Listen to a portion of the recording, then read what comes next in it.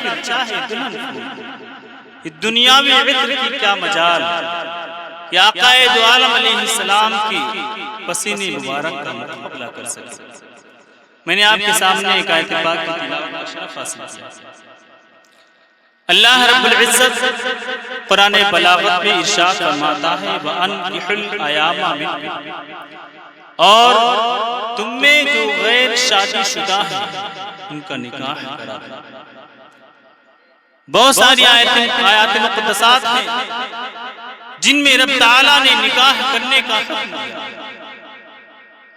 اور فرمایا نساؤکم حرث لکم، کہیں فرمایا الرجال قوامون علی النساء، کہیں کچھ ارشاد فرمایا۔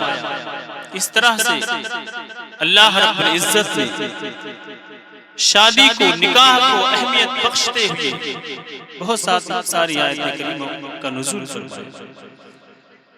میں نے ایک آیت پاک کی تلاوت کا شرف حاصل کیا۔ اللہ رب العزت ارشاد فرماتا ہے جو تم میں غیر شادی شدہ ہیں ان کی شادی کرا دو، ان کا نکاح کرا دو۔ نکاح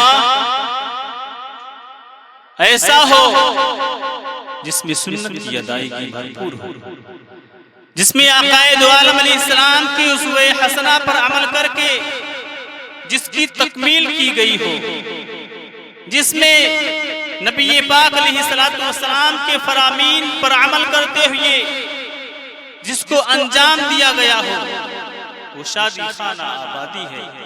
ورنہ اگر بیجا رسومات کے ذریعے شادی کو انجام دیا گیا، نکاح کو انجام تک پہنچایا گیا، تو شادی خانہ آبادی کے بجائے بربادی ضرور ہو سکتا ہے۔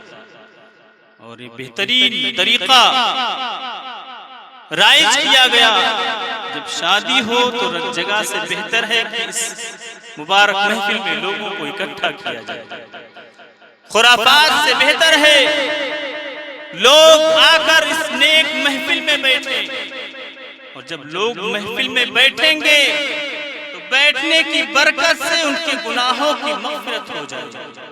یہ میں نہیں کہہ رہا، حدیث پاک کا مفہوم بتا رہا ہے کہ جب لوگ اکٹھا ہوتے ہیں، جب لوگ جمع ہوتے ہیں، تو نامہ اعمال جو لکھنے والے فرشتے ہیں ان کے علاوہ کچھ اور بھی فرشتے ہیں، جب وہ دیکھتے ہیں کہ بندوں نے محفل سجائی ہوئی ہے، بندوں نے محفل منعقد کی ہوئی ہے، لوگوں کو نیکی کی دعوت دینے کے لیے جمع کیا ہوا ہے، تو فرشتے اکٹھا ہو جاتے ہیں اور فرشتوں کو آواز دیتے ہیں، کہتے ہیں ادھر آ جاؤ، اپنے مقصود کی طرف آ جاؤ، اپنے مقصد کے پاس آ جاؤ۔ تمام فرشتے اکٹھا ہو جاتے ہیں اور اس محفل سے لے کر آسمان دنیا تک سائبان کی طرح انہیں گھیر لیا کرتے ہیں۔ رب تعالیٰ فرماتا ہے اے فرشتوں، تم نے میرے بندوں کو کس حالت میں پایا کہ انہیں گھیر لیا ہے؟ روئے زمین سے لے کر آسمان دنیا تک انہیں گھیر رکھا ہے، اس کی وجہ کیا ہے؟ فرشتے عرض کرتے ہیں اے پروردگار، تیرے بندوں نے محفل سجائی ہے جس میں تیرے محبوب کا ذکر کر رہے ہیں۔ رب تعالیٰ فرماتا ہے اے فرشتے ذرا بتاؤ، میرے بندے اس محفل کو سجانے کی برکت سے کیا مانگ رہے تھے؟ فرشتے عرض کرتے ہیں اے پروردگار، محفل سجانے کی برکت سے عرض کر رہے تھے کہ اے پروردگار ہمیں جہنم سے بچا دے۔ رب تعالیٰ فرماتا ہے اے فرشتوں ذرا یہ بتاؤ، کیا انہوں نے جہنم کو دیکھا ہے؟ کیا انہوں نے جہنم کا مشاہدہ کیا ہے؟ کیا انہوں نے جہنم کے بھڑکتے شعلوں کا نظارہ کیا ہے؟ فرشتے عرض کرتے ہیں پروردگار عالم، انہوں نے جہنم کو دیکھا تو نہیں ہے، انہوں نے جہنم کے بھڑکتے شعلوں کا نظارہ تو نہیں کیا، لیکن تیرے محبوب نے بتایا جہنم حق ہے، انہوں نے مان لیا ہے۔ رب تعالیٰ فرماتا ہے اے فرشتوں ذرا یہ بتاؤ، مانگ کیا رہے تھے؟ میرے بندوں نے جو محفل سجائی تھی محفل میں جو شریک ہوئے تھے اس کے بدلے میں طلب کیا کر رہے تھے؟ فرشتے عرض کرتے ہیں اے پروردگار وہ جنت مانگ رہے تھے۔ رب تعالیٰ فرماتا ہے اے فرشتوں کیا میرے بندوں نے جنت دیکھ لیا؟ کیا میرے بندوں نے جنت کی نعمتیں دیکھی ہے؟ کیا اس کا ذائقہ چکھا ہے؟ فرشتے عرض کرتے ہیں اے پروردگار انہوں نے جنت دیکھا تو نہیں لیکن تیرے محبوب نے کہا جنت ہے، انہوں نے مان لیا ہے، اسی پر ایمان رکھ کے بیٹھے۔ رب تعالیٰ فرماتا ہے اے فرشتوں تم گواہ ہو جاؤ، میں تمہاری موجودگی میں تمہارے گواہ ہونے کی بنا پر سنو، تم گواہ ہو جاؤ میں نے اس محفل میں بیٹھنے والے کے تمام گناہوں کو بخش دیا۔ جتنے لوگ اس محفل میں شریک تھے ان تمام کے گناہوں کی میں نے مغفرت کر دی ہے۔ فرشتے عرض کرتے ہیں اے پروردگار اس میں کچھ ایسے لوگ بھی تھے جو اپنے مقصد کے لیے آئے تھے پھر واپس چلے جاتے تھے۔ اللہ رب العزت ارشاد فرماتا ہے اے فرشتوں یہ ایسے لوگوں کی محفل ہے جن کے ساتھ بیٹھنے والا بھی بدبخت برا نہیں ہو سکتا، جاؤ ان کے صدقے میں میں نے اس کو بھی معاف کر دیا ہے، اس کی گناہوں کو بھی میں نے بخش دیا ہے۔ یہ برکت ہے، یہ فضیلت ہے محفل میں بیٹھنے کی۔ جب اس طرح سے محفل منعقد ہوں گی تو جو شادیاں ہوں گی وہ انشاءاللہ تا حیات یہ رشتہ مضبوطی کے ساتھ قائم رہے گا۔ خرافات سے، جھگڑوں سے، اختلافات سے یہ رشتے محفوظ ہوں گے۔ شادی ایک اہم فریضہ ہے جو انسانی تقاضا بھی چاہتا ہے، انسانی نفس کا تقاضا بھی ہے، کیونکہ اگر انسان کی نفس کے تقاضے کو پورا نہ کیا گیا اگر نکاح کے ذریعے تو گناہوں میں مبتلا ہوگا۔ تو اللہ رب العزت نے بہتر طریقہ یہ فرمایا کہ نکاح کرو۔ نکاح کے ذریعے اگر نکاح کر رہے ہو اور اس میں ارادہ یہ ہے کہ آقا کی سنت ادا ہوگی تو اس نکاح میں بے شمار برکتیں بھی ہوں گی، اور جو اولاد ہوں گی نکاح کے بعد نیک اور صالح پیدا ہوں گی۔ یہی وجہ ہے کہ جب مائیں متقی ہوا کرتی تھی، مائیں پرہیزگار ہوا کرتی تھی تو کبھی صلاح الدین ایوبی پیدا ہوتے تھے، کبھی معین الدین چشتی اجمیری پیدا ہوتے تھے، کبھی حضور محی الدین عبد القادر جیلانی پیدا ہوتے تھے۔ اس لیے ضروری ہے مائیں اپنے آپ کو پاک دامن رکھیں، اپنے آپ کو پاکیزہ رکھیں، متقی بن کر رہیں تاکہ ان کی نسل سے جو اولادیں ہوں وہ بھی نیک اور صالح ہوں۔ اور ایسی اولادوں کے بارے میں کہ جب قیامت کے دن کچھ لوگ جنت میں انہیں جب کچھ نعمتیں پہنچتی رہیں گی، کچھ ثواب ملتا رہے گا، تو عرض کریں گے کہ اے پروردگار ہمیں یہ فضیلتیں، یہ مرتبے کس وجہ سے مل رہے ہیں؟ تو انہیں بتایا جائے گا کہ تم نے دنیا میں نیک صالح اولاد چھوڑا ہے، وہ تمہارے لیے دعائیں کر رہی ہیں، وہ نیکیاں کر رہی ہیں، اس کے بدلے میں تمہیں بھی فائدہ پہنچ رہا ہے۔ اس لیے جب نکاح کریں تو ارادہ ہو کہ آقا دو عالم علیہ السلام کی سنت کو ادا کرتے ہوئے میں نکاح کر رہا ہوں۔ جب ارادہ نیک ہوگا تو اس میں برکتیں ہوں گی، خرافات سے محفوظ رہیں گے۔ آقا دو عالم علیہ السلام ارشاد فرماتے ہیں کہ عورت سے نکاح 4 چیزوں کے بنا پر کیا جاتا ہے۔ پہلی چیز دینداری، دوسری چیز حسن و جمال، اور تیسری چیز حسب و نسب، اور چوتھی چیز جو ہے مالداری۔ یعنی اگر کسی عورت سے شادی کی جاتی ہے تو یا تو لوگ اس میں دیکھتے ہیں کتنی حسین ہے، کتنی خوبصورت ہے یہ عورت، کتنی حسین و جمیل ہے، یا دیکھتے ہیں کہ کتنی مالدار ہے، کتنا جہیز لے کر اپنے ساتھ آئے، یا اس کے والد مجھے مال و دولت سے کتنا نواز دیں گے۔ یا یہ دیکھتے ہیں کتنا اعلیٰ نسب ہے اس کا. حالانکہ جب نکاح ہوتا ہے تو برابری، نسب میں برابری دیکھی جاتی ہے. اور آقا نے فرمایا تمام چیزیں جو ہیں مال، حسن اور حسب و نسب ان تمام کو نہ دیکھو. اگر نکاح کر رہے ہو تو دینداری کو اختیار کرو، دینداری کو چنو.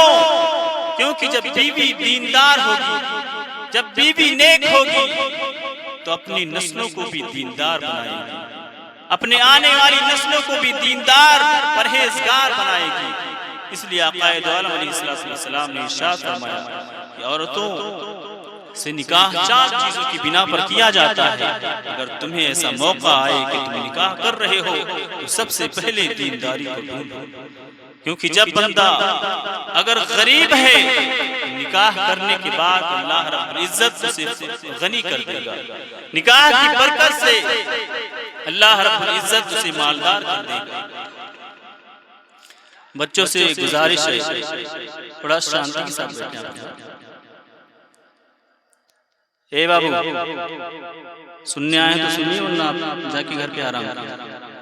درود پاک پڑھیں. اللہم صلی علی صلاۃ و سلام علیک یا رسول اللہ صلی اللہ علیہ وسلم. وقت کافی ہو چکا ہے، بس چند منٹ اور لوں گا چونکہ اتنی دور سے آیا. کچھ باتیں جو اہم ہیں آپ حضرات کے سامنے رکھنا مناسب سمجھتا ہوں. تو آقا دو عالم علیہ السلام نے ارشاد فرمایا اگر نکاح کر رہے ہو تو مال نہ دیکھو، حسب و نسب نہ دیکھو، حسن و جمال نہ دیکھو. کیونکہ یہ تمام چیزیں جو ہیں دنیاوی ہیں. حسن و جمال کتنے دن کی حسن، کئی سال چند سالوں میں یہ حسن ڈھل جائے گا. پھر جس بیوی کو حسن کے طور پر تم نے چنا تھا، خوبصورتی دیکھ کر تم نے جس سے نکاح کیا تھا، اس کے چہرے پر جھرریاں پڑ جائیں گی. پھر حسن کو کہاں تلاش کرو گے؟ اگر مال کی وجہ سے شادی کر رہے ہو تو یہ مال کتنے دن کا ہے؟ ہو سکتا ہے چند منٹوں میں یہ مال ختم ہو جائے اور تم غریب ہو جاؤ.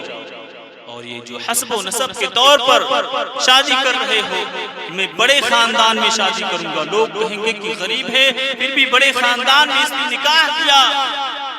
تو یہ تمام چیزیں جو ہے پائیدار نہیں ہیں، دنیاوی ہے، ختم ہونے والی.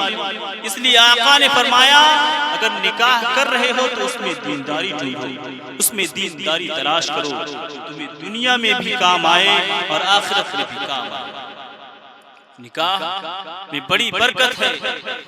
آقا دو عالم علیہ السلام ارشاد فرماتے ہیں یا ایھا الشباب من استطاع منکم الباءۃ فلیتزوج فانه اغض للبصر واحسن للفرج ومن لم يستطع فعليه بالصوم فانه له وجاء.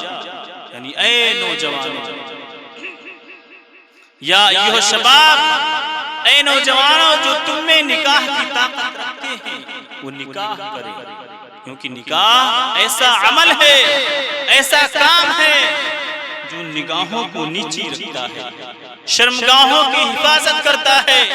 کیونکہ اگر انسان حد بلوغت کو پہنچ گیا ہے، اس کے اندر شہوت پیدا ہو چکی ہے، اگر نکاح نہیں کرتا ہے تو گناہوں میں مبتلا ہونے کا اندیشہ ہے. آقا نے فرمایا اے نوجوانوں اگر تم نکاح کی طاقت رکھتے ہو، یعنی نکاح کرنے کی حیثیت ہے، تو نکاح کر لو.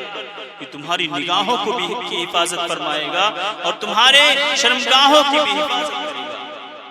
اور آقا نے فرمایا ومن لم یستطیع، اور جو نکاح کی طاقت نہیں رکھتا،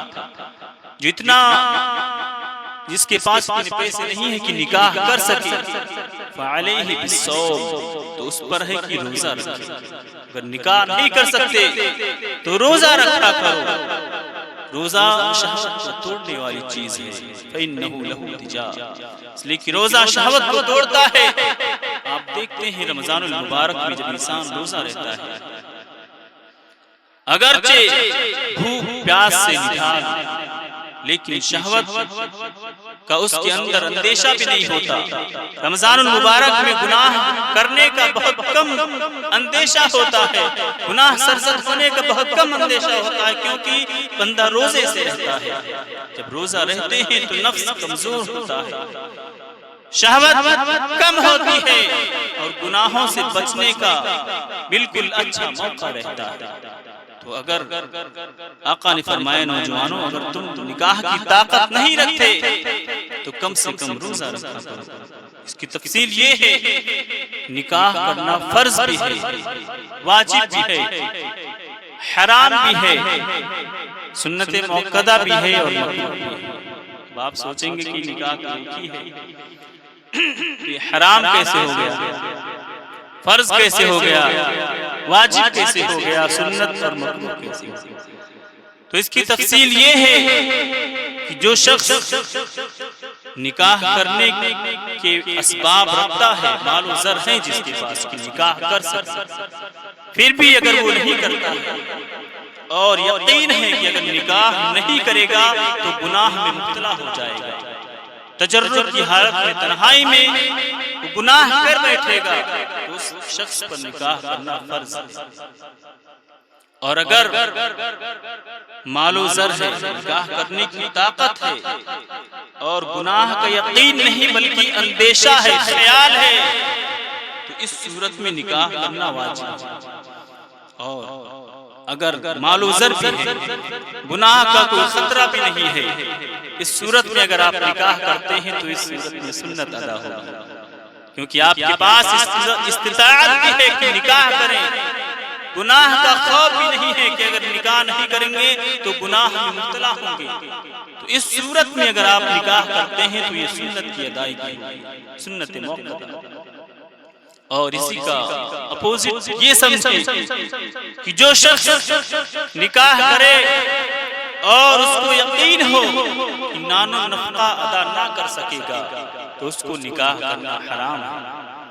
یعنی جب بیوی کے اخراجات ہی نہیں اٹھا سکے گا، جب کچھ کما ہی نہیں پائے گا تو اس پر کیا ہے کہ نکاح کرنا؟ تو اپنا بھی حق ہوئے گا، اپنی بیوی کا حق ضائع کرے گا، چونکہ جب شادی ہو جاتی ہے تو ایک ذمہ داری نہیں رہتی بلکہ بیوی کی اس پر ذمہ داری آ جاتی ہے۔ اب وہ آپ کے گھر کی ملکہ ہو گئی، آپ کی ذمہ داری ہے اس کی دیکھ بھال کرنا، اس کے اخراجات آپ کی ذمہ آ جاتے ہیں۔ اس لیے اگر یہ تمام صورتیں پائی جائیں، نکاح کبھی فرض ہوگا، کبھی واجب ہوگا، کبھی حرام ہوگا، تو ایسی صورت میں نکاح کریں کہ سنت کی ادائیگی۔ نکاح کے بڑے فائدے ہیں۔ ایک بزرگ تھے جن سے لوگ کہتے تھے کہ آپ نکاح کریں، یعنی عمر کافی ہو چکی تھی، وہ عبادتوں میں لگے رہتے تھے، نکاح کرنے کا نام نہیں لیتے تھے۔ لوگ ان سے کہتے کہ شادی کر لو، نکاح کر لو، وہ بزرگ تیار نہیں ہوتے، عبادتوں میں لگے رہتے تھے۔ اچانک ایک دن ایسا ہوا کہ صبح اٹھے اور لوگوں سے کہتے ہیں کہ میرا نکاح کروا دو۔ اب لوگ حیرت میں ہیں، سوچتے کہ ہم ان سے کہتے تھے کہ نکاح کر لو، انہوں نے نکاح نہیں کیا، آج اچانک کہہ رہے ہیں اچھا موقع ہے پہلے ان کا نکاح کر دیا جائے، بعد میں اس کی وجہ معلوم کر لی جائے۔ لوگوں نے ان کی شادی کر دی، ان کا رشتے نکاح قائم ہو گیا۔ بعد میں لوگوں نے پوچھا کہ آپ ذرا یہ بتائیں کہ ہم لوگ آپ سے کہتے تھے کہ آپ نکاح کر لیں، آپ نہیں کرتے تھے، منع کر دیتے تھے، اچانک ایسا کیا ہوا کہ آپ شادی کرنے کے لیے تیار ہو گئے، آپ نکاح کرنے کے لیے تیار ہو گئے، اچانک ایسا کون سا حادثہ پیش آیا، اس کی وجہ بیان فرمائیں۔ وہ بزرگ کہتے ہیں سنو، میں رات میں جب تہجد کے لیے اٹھا، تہجد کی نماز میں نے پڑھی، رب کی بارگاہ میں دعا کیا، پھر اچانک میں نے قیامت کا منظر ملاحظہ کیا، قیامت کا وہ منظر جس میں لوگ پیاس کی شدت میں ہیں، جس میں لوگ پیاس کی وجہ سے ان کی زبانیں سوکھ رہی ہیں، ایسے عالم میں میں نے دیکھا کہ کچھ ایسے بچے جن کے کندھوں پر نورانی چادریں پڑی ہوئی تھی، ان کے ہاتھوں میں چاندی کے جگ تھے اور سونے کے گلاس تھے، لوگوں کو پانی پلاتے جا رہے تھے، کچھ لوگوں کو چھوڑتے جا رہے تھے، کچھ لوگوں کو پلاتے جا رہے تھے۔ جب میں نے ایسا معاملہ دیکھا، میں نے ایک بچے کو پکڑ کے پوچھا کہ اے بچے، یہ کیا ماجرا ہے کہ کچھ لوگوں کو پانی پلا رہے ہو، کچھ لوگوں کو چھوڑتے ہوئے جا رہے ہو؟ اس بچے نے جواب دیا کہ ہم آپ کو پانی نہیں پلا سکتے، ہم اپنے ماں باپ کو پانی پلا رہے ہیں۔ وہ بزرگ کہتے ہیں کہ کون ہو تم لوگ؟ بچے کہتے ہیں کہ ہم وہ ہیں جو بچپن میں انتقال کر گئے، آج ہم اپنے ماں باپ کی مدد کر رہے ہیں، آج ہم اپنے ماں باپ کو فائدہ پہنچا رہے ہیں۔ وہ بزرگ کہتے ہیں جب میں نے یہ منظر دیکھا، اس کے بعد سے میرا ارادہ بدل گیا اور میں نے دل میں یہ ٹھان لیا میں نکاح کروں گا اور میری اولادیں ہوں گی، قیامت کے دن وہ میرے کام آئیں گے۔ تو جب نکاح ہو تو ایک نیک ارادہ یہ بھی ہو کہ میں نکاح کروں گا، میری اولادیں ہوں گی اور ان کو نیک بناؤں گا۔ اور آقا بھی فرماتے ہیں ایسی عورت سے شادی کرو جو بچہ زیادہ جننے والی ہو، کیونکہ قیامت کے دن میں فخر کروں گا جب میری امت زیادہ ہو، اور امتوں میں میری امت زیادہ ہوگی، میں ان پر فخر محسوس کروں گا۔ اور جب نکاح ہوتا ہے تو صرف میاں بیوی آپس میں نہیں ملتے، بلکہ دو خاندانوں کا ملاپ ہوتا ہے، دو خاندان آپس میں ملتے ہیں۔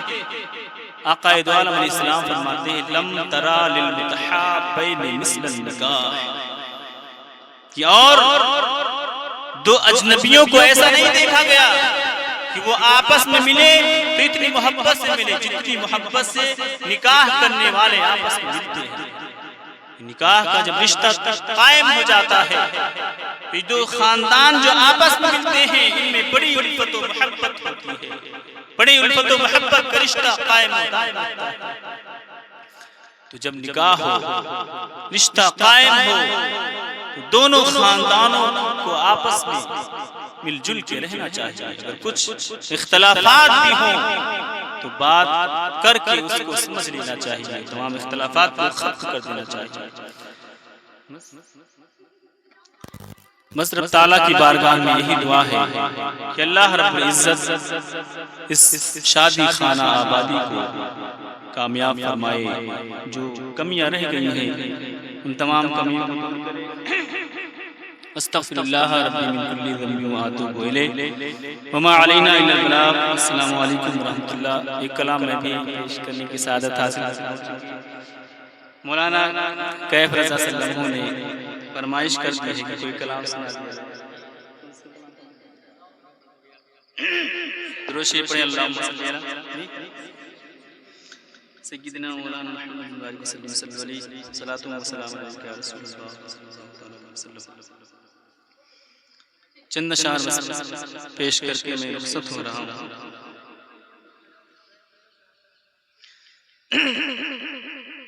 آج عشق میرے نعت سنائے تو عجب کیا۔ تقریر کے بعد آواز بیٹھ کوشش کرتا ہوں۔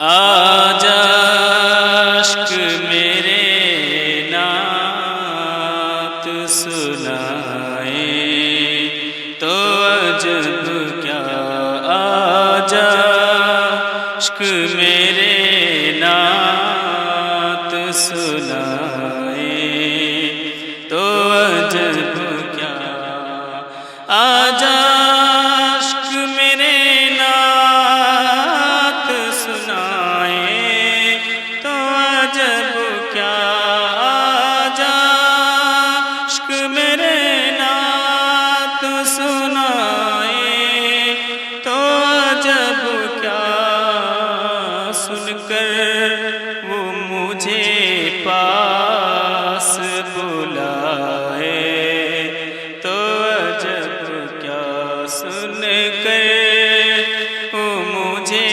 پاس بلائے تو عجب کیا۔ اور آقا دو عالم علیہ السلام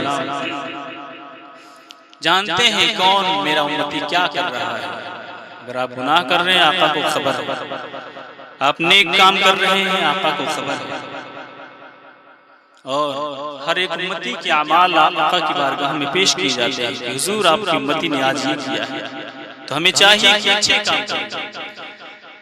ان پر تو گنہگار کا سب حال کھلا ہے، ان پر تو گنہگار کا سب حال کھلا ہے، اس پر بھی وہ دامن میں چھپائے تو عجب کیا، اس پر بھی وہ دامن میں چھپائے تو عجب کیا، آج عشق میرے نعت سنائے تو عجب کیا،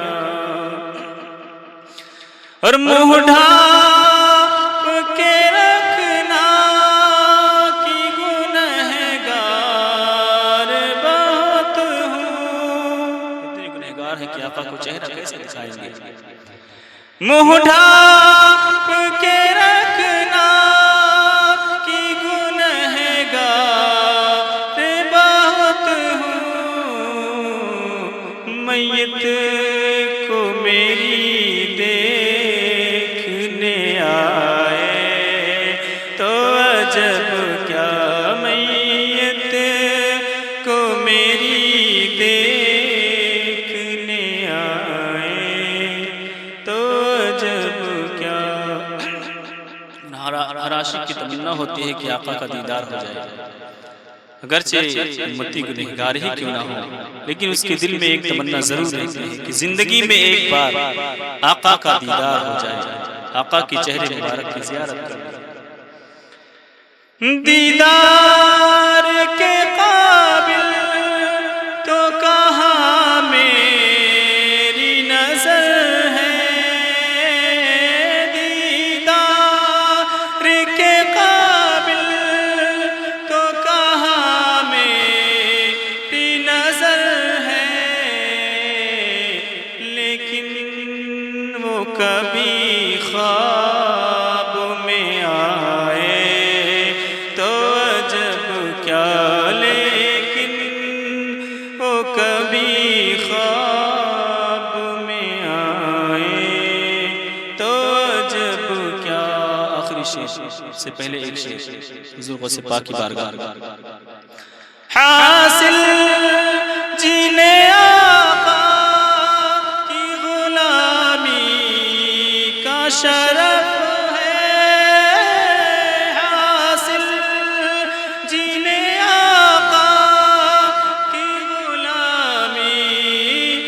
شرف ہے، ٹھوکر سے وہ مردوں کو جلائے تو عجب کیا، ٹھوکر سے وہ مردوں کو جلائے تو عجب کیا، عشق میرے نعت سنائے تو عجب کیا۔ آخری شعر۔ وہ حسن دو عالم ہے ادیب ان کے قدم سے، وہ حسن دو عالم ہے ادیب ان کے قدم سے، صحرا میں اگر